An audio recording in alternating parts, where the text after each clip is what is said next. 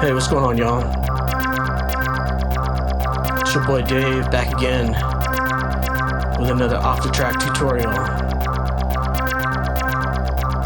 This one's gonna be a good one, so stick around. Got guest appearance from a Neutron.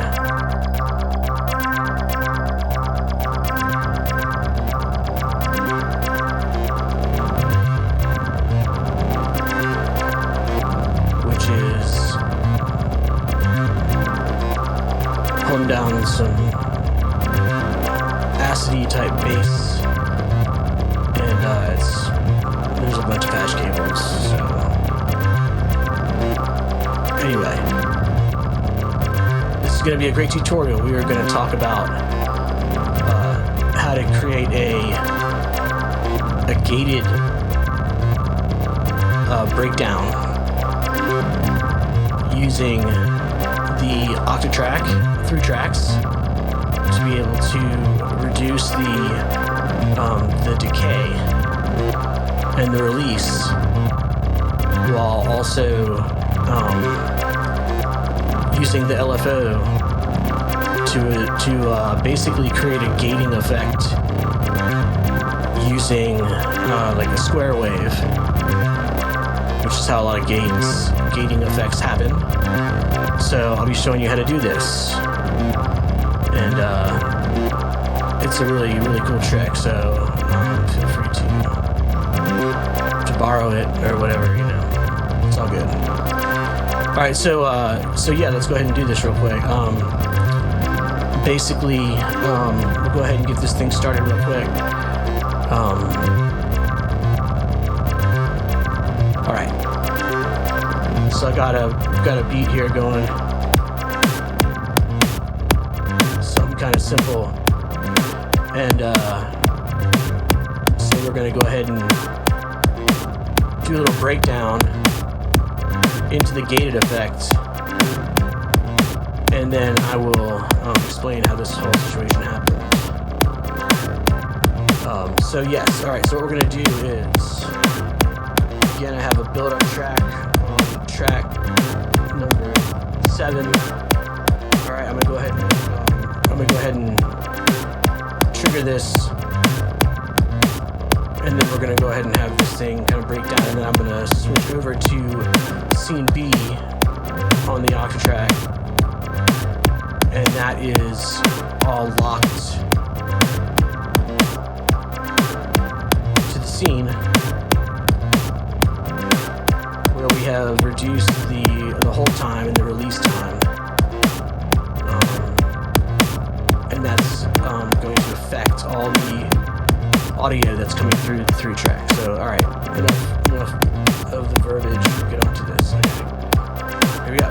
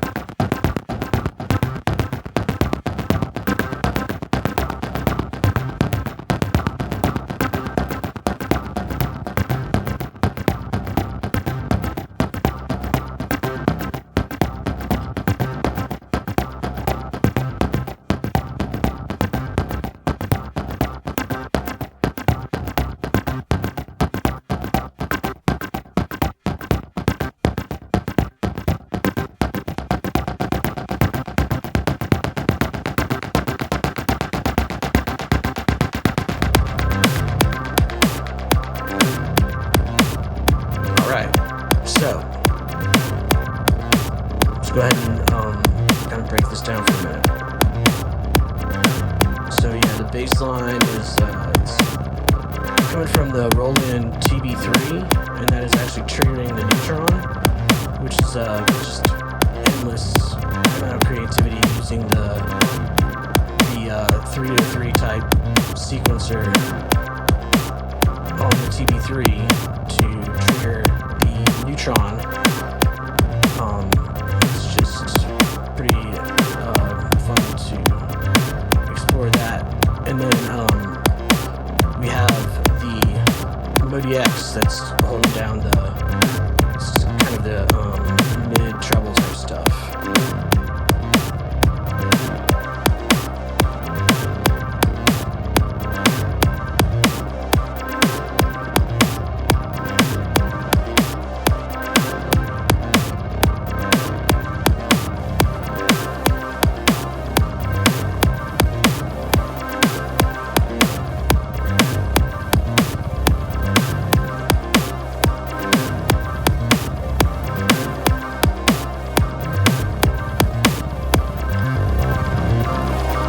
So, let's talk about the setup here real quick. Alright, so the Octatrack. This is a little bit more advanced. If you have an Octatrack, you're probably going to follow along or, whatever. But at any rate, Octatrack, we're using scenes, which is the way that you assign one scene to either side of the crossfader. Right now, this is scene 9 right here, and I have this scene lock that's going on my 2-3 tracks. So the 2-3 tracks are able to basically create locks that are only active when I move the crossfader over. So basically what you're seeing here in scene B, right now scene A is just playing, but in scene B, I have on the amp page, you'll notice this right here is what controls the level of the track when you're switching between tracks on the crossfader. So right now the X-Vol allows us to create maximum or minimum amounts when we're using the scenes, and that's pretty important so you can determine what you want to have playing when you're using the scenes. Alright, so as you can see, my hold and release time are way down. Okay? And so that, in turn, is going to affect the gating, or at least those are related to the triggers that are on the track. So if I go into the LFO menu, alright, this is kind of the heart of it right here. Alright, so on tracks 5 and 6, my 2-3 tracks, they have a little T next to them. So you know there are 3 tracks. So those 2 tracks right there, 5 and 6. I have, for example, in this particular one, on 5, I have a square wave, and it's controlling the volume, the playback volume. So that's just everything that's coming through the 3-track. The volume, in this case, is going to be controlled by a square wave, and that is set to trigger. So every time there's a trigger, it's going to basically reset the LFO, and that is the multiple multiplier, whatever I'm using, is 32 times on that track, and then on track 6, I have it set to 8, and again, it's affecting the playback volume. So all this has to be routed through your Octatrack using the A, B, C, and D, the 4 audio inputs that you can multiply, bringing stuff in that have to be that can be triggered by the 3 tracks, and then the LFO will affect the audio. All right, so basically we're using these square waves to create the gating effect, and as you noticed, it can really go from this kind of high energy full sound into a gated breakdown. Okay, so let me switch back to the main screen here, and I'll go ahead and show you what's on the scene again. So, all right, hold on. Let me go back to this LFO, and right here, this is LFO 3. Okay, LFO 3 is the LFO that's doing the work on both of these tracks. That's controlling the gate, the square wave. All right, so here I have the speed and the depth are both being controlled by this scene lock. Okay, so when I press the scene button, you can see that the speed and the depth of the square wave on LFO 3 is set to right around halfway point, right? So 64, 65, and I have that on both tracks. So the only difference is that one of them is being multiplied at 8, and one of them is being multiplied by 32. And I can show you what that basically ends up creating, okay? So we'll just switch back over here real quick.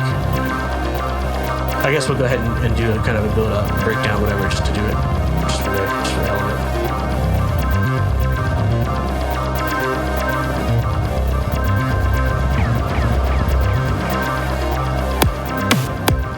So we got this cruising along here. Won't drag this out any longer than I have to, but we're gonna go ahead and trigger the build-up track on track 7. I'm just gonna go ahead and cue this, and then when I cross the crossfader over at the right time, it'll go down to just the gated effect on scene B. Okay, so it's both the LFOs affecting the audio that's coming in, which is the Modiax is doing the synthy type stuff. The Neutron is being triggered by the TB3 to create the acidy type bassline you hear and a bunch of modulation. Okay, here we go.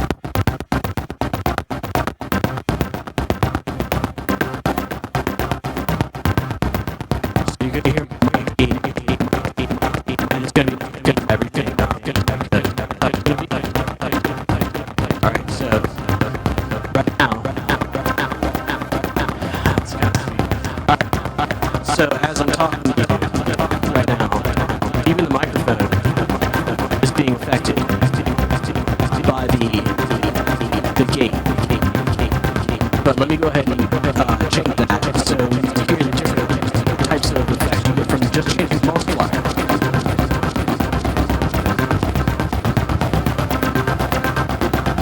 Alright, let's change it down to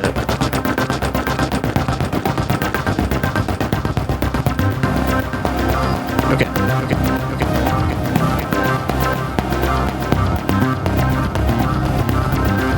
Alright, so that is on 2. There's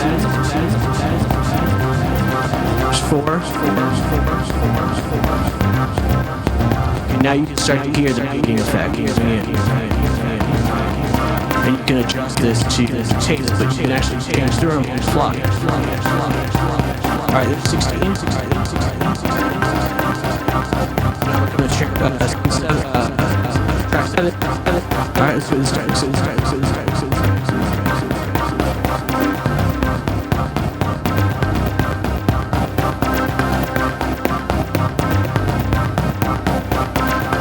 Alright, so you can't hear too much about the way that's happening. But if I come over here to the end, let's so dope, right? Listen to this all day. It's like gating my voice. Okay, wait, before I forget, this is really important. This won't work. I don't want to get ahead of myself. Alright, when I turn this whole release down, you'll start to really hear the square wave and its effects.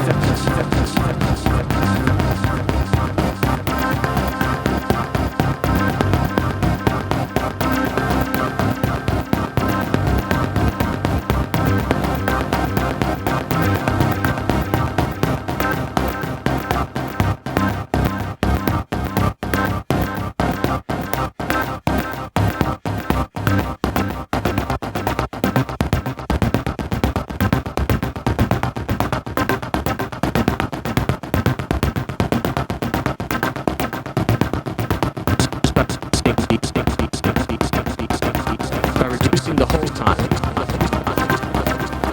it makes like square wave.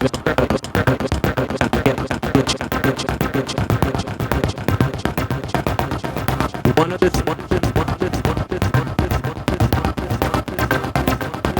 hold up. All right. One other thing, super important, is that when you're in the Octatrack, you want to hit the mixer button. And this shows you the amount of the different audio inputs, A, B, C, and D. You can have 4 or just do 2 stereo pairs. And to be able to reduce this down all the way, you have to, the direct volume that you see, the direct input, that right now is wide open. That's why you can hear all the external gear coming through. Okay, so that's A and B, that's C and D, and you can hear the full direct signal. But along with your scene box, when you press the scene button on C and B over here, you can notice that the crossfade direct lock now says min. So that actually cuts the amount of raw audio that's coming through the 3-track. And that means that the only sounds that you're hearing are when there's a trig. So right now it's wide open, but if I switch it over here to C and B, it will cut out all the raw audio that's coming through. And it will just play the trigs, which are laid down on the, on the grid or whatever, So you have to do this, or else you won't really get much of an effect because you're still getting the full audio coming through. So what I do, I'll show you what this does. Okay, so again, scene lock, and you can see that the C and D is set to min. Okay. So let's see, when I switch this over, this also is really important for this whole process to work. So that sound is only the trigs. So that sound is only the trigs being affected by the LFO, which is set to trigger. So every time there's a trigger, it's gonna prompt the LFO, trigger the LFO. So it's kind of a multifaceted effect here. So I like it a lot because,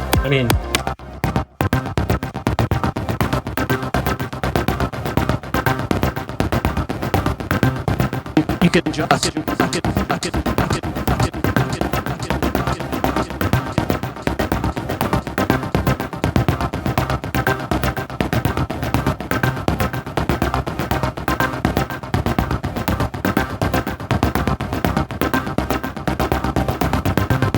you can adjust the amount of the trigger.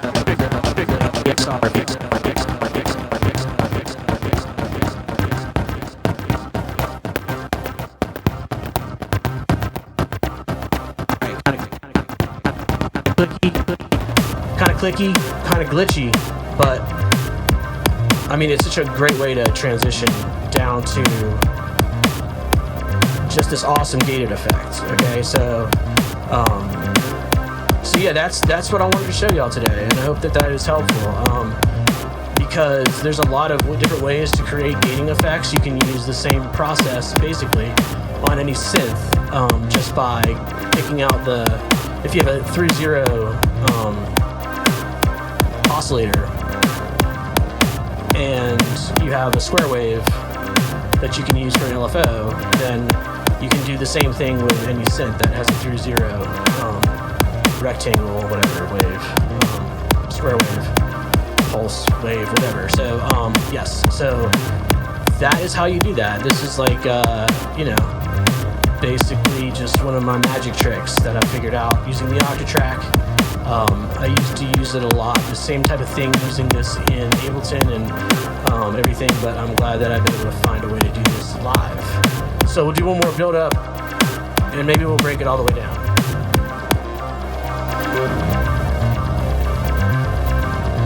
So the neutron is just nasty as hell is what the neutron is. Just straight up. Okay. So this little synth line, I'll get rid of that.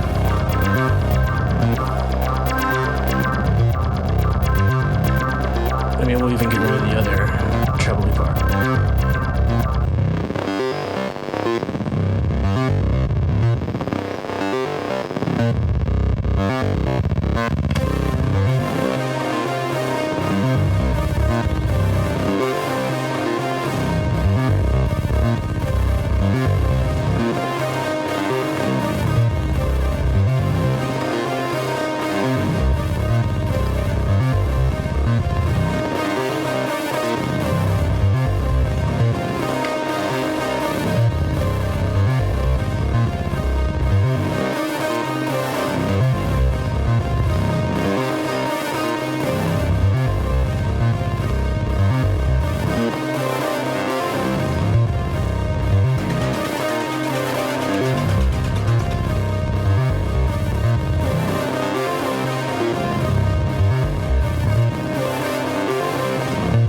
All right, one more time, just for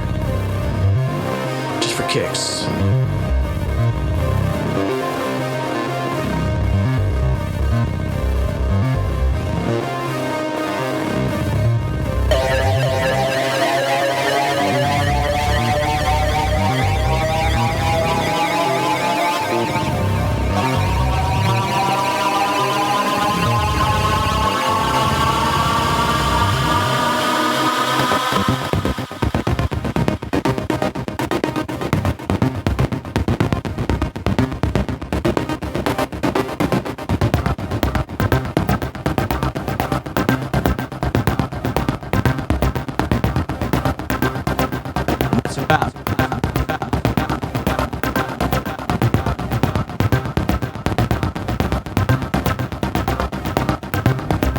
That's a wrap.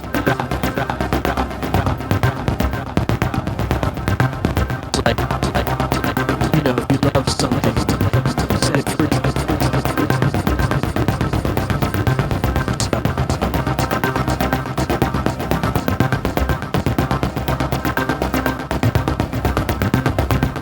All right, y'all. Catch you on the next one. Peace.